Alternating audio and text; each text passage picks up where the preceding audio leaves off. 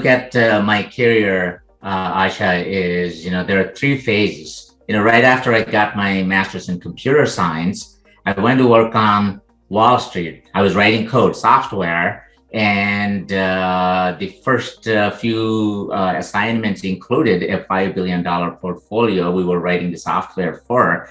Wow. During that time, the success was largely dependent on my deliverables, my expertise. And during the second phase, after I got my MBA, because I had a lot of STEM background, I decided to get the business degree, and then I took senior manager roles in product management and product marketing, and successfully delivered Intel's flagship products and took actions, a lot of actions in increasing the revenue, reducing the cost. If I remember it right, it was like $800 million of incremental revenues and decreased costs during that time.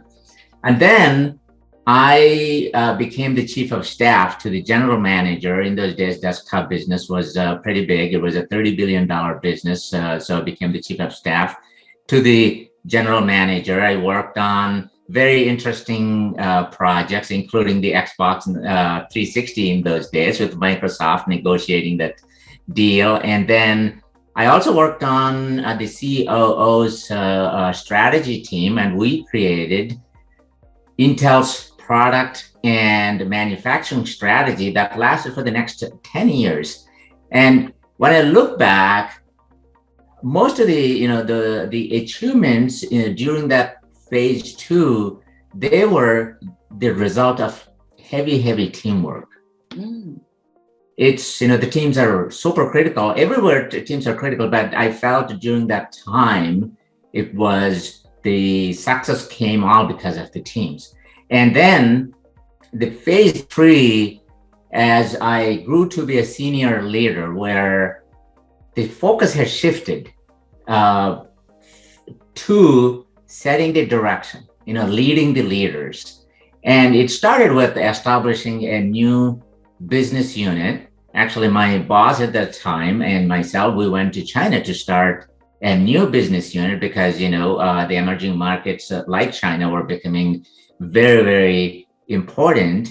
And so we went there, started the new business channel focused business unit, and we identified opportunity. I was running strategic planning and operations, identified and materialized $700 million of market opportunity from the products we custom developed for those markets.